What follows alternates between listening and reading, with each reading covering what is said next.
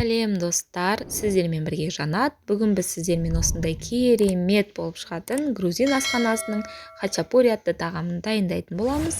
Видеоның соңына дейін қарап, үйлеріңізде жасап көріңіздер.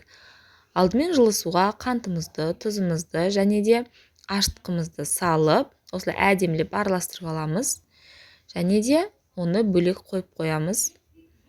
Шапочкасы шыққанға дейін, міне осылай шапочка шыққан кезде үлкенде ыдысымызға құйып, үстіне ұнымыздың жартысын салып, 3/2 бөлігін қамыр илейміз. 1/3 бөлігін алып қалыңыздар. Қазір қамырдың иін қандырып илеуге керек болады.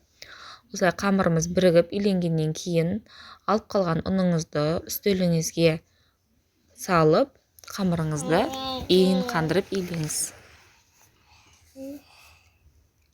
Осылай қамыр бірігіп, иі қанып иленгеннен соң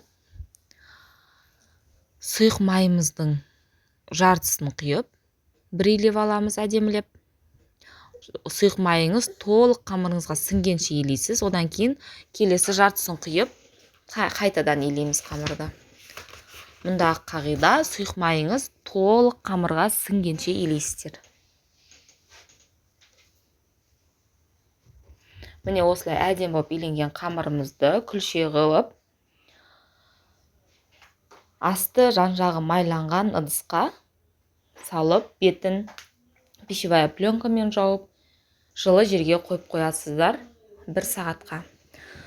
Ол 1 сағат қамырымыз тұрған уақытта біз сырымызды, ірімшігімізді осылай теркадан өткізіп, оның үстіне бір жұмыртқаның ағын саламыз.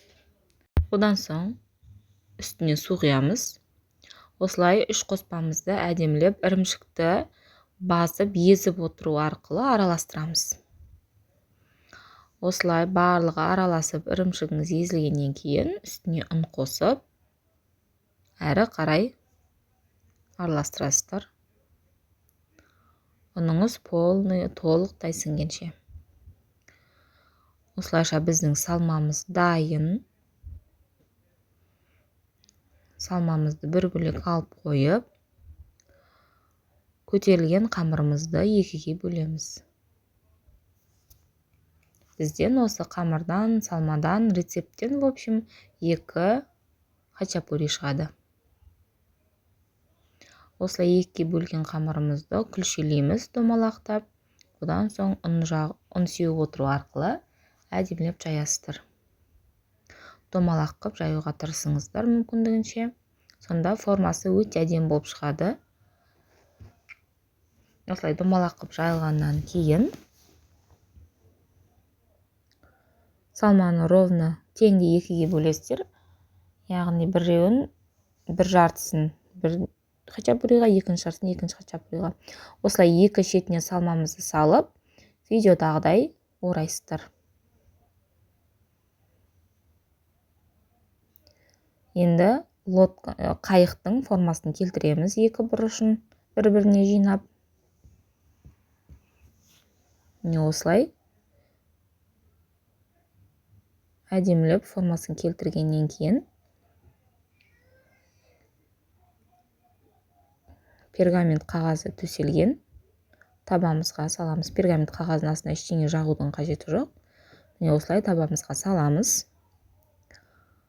Содан соң үстіне ірімшігімізді осылай видеодағыдай салып шығасыздар салмаларыңызды. Ешқандай жері бос қалдырмауға тырысыңыздар. Болғаннан кейін жұмыртқаның сарысын әдемілеп жағып шығамыз бортиктарына. Және қалған осылай мен ірімшікке қосып жібергенді жақсы көремін. Осылай ірімшікке қосып жіберіңіздер.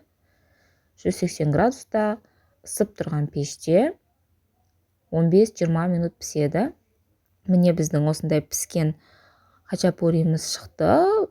Хачапури піскеннен кейін ыстықтай күйінде ортасын осылай ашып, жұмыртқаның сарысын салып, 2 шетіне сары майды саласыздар. Хачапуриді жеген кезде сары майды, жұмыртқаның сарысын, ірімшікпен барлығын араластырып жейсіздер. Ас болсын.